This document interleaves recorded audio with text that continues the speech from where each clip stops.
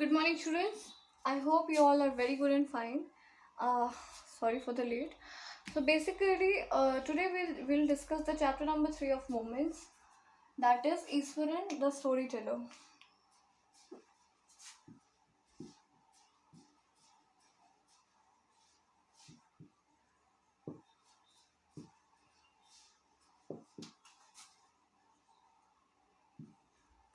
Okay.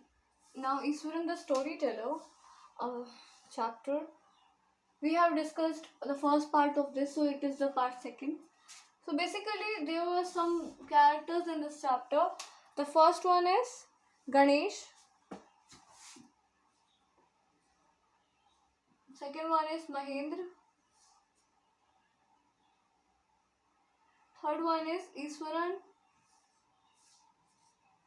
Iswaran was a cook of Mahendra. अगर आपको कह सकते हैं ईश्वरन के बारे में, ईश्वरन का कैरेक्टरिस्टिक्स लिखने को आता है या उसकी अच्छाइयाँ लिखने को आती हैं, so basically you should know कि he had an amazing capacity to produce vegetables and cooking ingredients from anywhere. वो बहुत अच्छे तरीके से कुक करता था और वो बहुत ही अटेंशन के साथ, डेडिकेशन के साथ अपने मास्टर को यानी महेंद्र को कह सकते हैं सर्व किया करता था with the full beautiful food and delicious habits of telling them stories and all. So now कह सकते हैं कि अब हम लोगों ने पेज नंबर 13 का पढ़ना है. Mahendra would be up early. Page number 13. So basically हम लोगों ने क्या पढ़ा था कि महेंद्र की नई नई जगह पर अपॉइंट होती है साइट्स पे और उसी जगह पे उसे जाना पड़ता है. तो ईश्वरन हर उस जगह जाता है जहाँ पर महेंद्र जाता है उसके साथ और उसको प्रॉपर फूड प्रोवाइड कराता है, उसको वो सारी चीज़ें देता है जो कि उसको देनी चाहिए. नाउ कहा यह जा रहा है कि Mahendra would be up early in the morning and leave the work after breakfast. कह सकते हैं महेंद्र क्या करता था, जल्दी उठता था और ब्रेकफास्ट करने के बाद वो चला जाता था. Carrying some prepared food with him. कुछ खाना वो अपने साथ लेकर जाया करता था. Meanwhile Eswaran would tidy up the shed, wash the clothes and have a leisurely bath, pouring several buckets of water overhead, muttering a prayer of all the while. कह सकते हैं कि ये सब करने के बाद ईश्वरन क्या करता था, सफाई करता था, कपड़े धोता था अपने और बड़े अच्छे तरीके से बात लेता था. कई सारी बाल्टियाँ उसने अपने सर पर डालता और वो एक प्रेयर्स करता रहता था उसी टाइम पर. It would be lunch time by then. उस टाइम वो क्या करता था, लंच का टाइम आ जाता था. After eating he would read a while before dozing off. वो थोड़ी सी किताबें पढ़ता पहले सोने के पहले. The book was usually some popular Tamil thriller running 200 of pages. कह सकते हैं कि वो तमिल की किताबें रहती थी, तो वो जो कि हॉरर या फिर थ्रिलर बुक्स थी, तो वो उन्हें रीड किया करता था. Its imaginative descriptions and narrative flourishes would hold Eswaran in a thrill. तो कह सकते हैं कि उसकी जो इमेजिनेशन थी, कुछ लोग क्या करते हैं, जैसे मैं कुछ बता रही हूँ या समझा रही हूँ तो कुछ लोग उन सारी चीज़ों को इमेजिन भी कर रहे हैं. ठीक है, तो इसी तरीके से क्या था कि वो लोग इमेजिनेशंस भी करते, वो बहुत ही अच्छे तरीके से इमेजिन कर लेता था उन सारे नैरेटिव्स को और बहुत अच्छे तरीके से उसे वो फील भी होता था.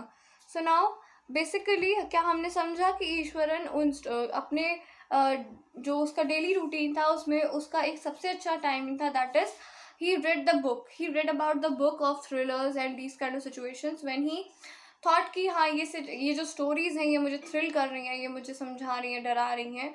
सो इस तरीके की चीज़ें थी उसके लाइफ में.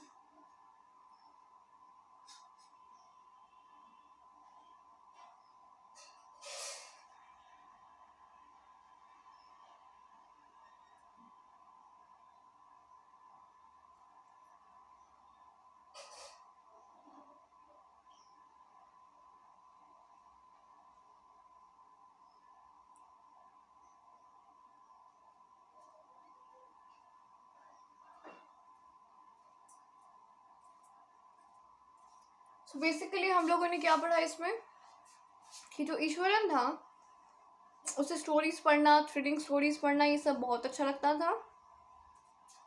और वो 200 पेजेस की बुक्स हो या 100 पेजेस की बुक्स हो, बहुत ही अच्छे तरीके से पढ़ लिया करता। और उसकी इमेजिनेशन उतनी अच्छी थी कि वो उन चीज़ों को इमेजिन करता, समझता, और ये सारी चीज़ें थी। Now his own description were greatly influenced by the Tamil authors that he read. When he was narrating even the smallest of incident, he would try to work in suspense and surprise ending into the account. जैसे कहा ये जा रहा है कि वो हमेशा influence रहता तमिल उस ऑथर से जो कि वो रीड करता था। मान लीजिए अगर वो छोटी सी घटना के बारे में समझाता तो उसमें भी सस्पेंस डालता था, छोटे छोटे इंसिडेंट्स के बारे में बताता तो उसमें सरप्राइज डालता था। जैसे instead of saying that he had come across a uprooted tree on the highway, he would say with eyebrows suitably arched and hands held into the suddenly I spotted something that I looked like an enormous bushy beast lying sprawled across the road. I was half inclined to turn and go back, but I came closer. I saw that it was a fallen tree with its tree branches spread out. Mahendra would stretch himself back in the canvas chair and listen to the Eastern tales uncritically. तो कह सकते हैं कि ईश्वरन जो भी सारी चीज़ें समझाता था, जस्ट इमेजिन यहाँ बताया गया कि मान लीजिए कोई पेड़ गिरा हुआ है तो वो ये नहीं कहेगा कि अरे पेड़ गिरा हुआ है, नो, वो सिंपली बहुत डराते हुए अपने आईब्रोज को, अपने हाथों को बहुत सीरियस वे में लेके कहेगा कि मैंने एक ऐसे बीस्ट को देखा, एक ऐसे राक्षस को देखा जिसकी रूट्स निकली हुई थी और वो ज़मीन पर पड़ा हुआ था। पर जब मैंने कोशिश की, मैं उसके पास गया और जब मैंने उसको देखा तो वो एक पेड़ था जिसकी बहुत सारी रूट्स निकली हुई थी और वो गिर पड़ गया हुआ था। और ये सारी चीज़ें महेंद्र बहुत ही कह सकते हैं इन्जॉय करते हुए अपनी कैनवस चेयर पे बैठ के सुनता और वो इन चीज़ों को एडमायर करता उनके टेल्स को, क्योंकि वो जानता था Eswaran is very very good, Eswaran is very very good in giving the stories. तो कह सकते हैं जो वो स्टोरीज देने में बहुत अच्छा था और वो ये जानता था कि महेंद्र ये जानता था कि स्टोरीज मेकिंग में बहुत अच्छा है, इसकी टेल्स बनाने की जो थॉट्स हैं और ये हर एक चीज़ को बहुत ही ब्यूटीफुली एडमायर करता है और एक्सप्लेन करता है, तो ये सारी चीज़ें उसके लिए बहुत ज़्यादा अच्छी थी। तो दैट्स वाई ये कहा जा रहा था कि ईश्वरन की इस चीज़ को कहीं ना कहीं